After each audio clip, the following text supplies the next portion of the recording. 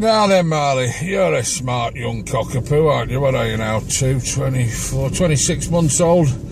You know, I'm convinced, I'm going to go out on a limb here and say I'm convinced that you know that drinking and driving, for argument's sake, is a ridiculously stupid thing to do. It's dangerous, and it is, of course, illegal. You can go to jail if you get caught doing it. Similarly, taking the batteries out of your smoke alarm to put them in another device, or just letting them run out so that they don't have any functioning batteries in them. Stupid. You might die. Your life could be saved by having a functional smoke alarm. Ditto getting drunk and putting a chip pan on and falling asleep. Not a wise course of action. Nobody in the right mind would think it was. Now, the government seem to think that there are people out there who are... with all due respect, Marley, we as people are supposed to be slightly further up the evolutionary chain than you as a dog. But the government are convinced that people need telling these basic, simple, obvious facts that some stuff's dangerous.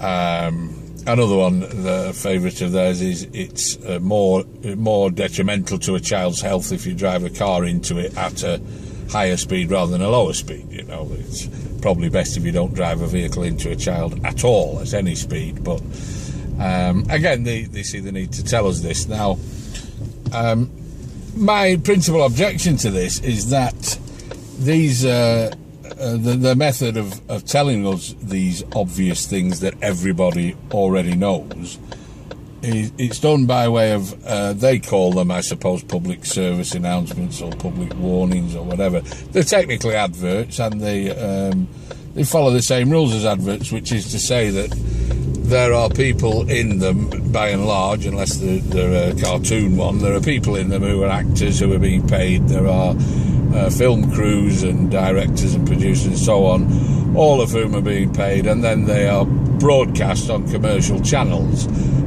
for which we are paying again. I say we, I mean the taxpayer, the British Exchequer, who doesn't have any dough of his own. It all belongs to us. It's either we paid it in tax or he borrowed it against the future of our country.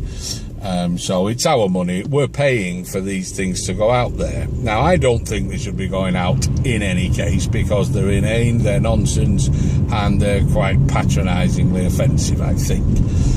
But let's accept that there might be one person in the whole of the country whose life is going to be in some way improved by being told something that is obvious to everybody else in the country. Let's accept that that one person's there and he has the absolute right to be told this stuff by people who are far cleverer than him. If that is the case, why then, I would say, are we not broadcasting these things via the BBC? We have the BBC, a huge monolithic corporation, which we already fund.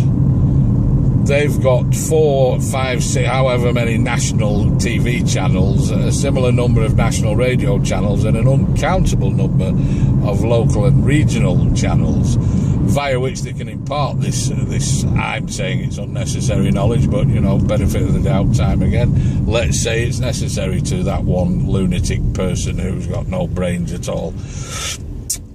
It's a double whammy. I don't accept it, but I'm going to say, okay, let's accept that, because that's you know, the starting point. Forget the fact that we shouldn't have them at all. Let's say there's a case for having them.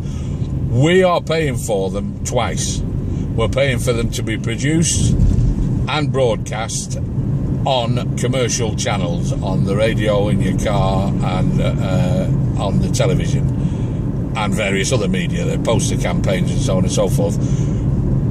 We already own and pay for the most wide-ranging broadcasting operation in the country, which is the BBC. So, you know, by all means, if you feel the urge to keep somebody employed, you know, rather than interfering with children or whatever these people would be getting up to in any case, do that. Don't do it at my expense. That's what I'm saying. I don't need to pay twice for somebody to tell me not to take the batteries out of my smoke alarm and put them in my grandmother's vibrator, for want of a better analogy.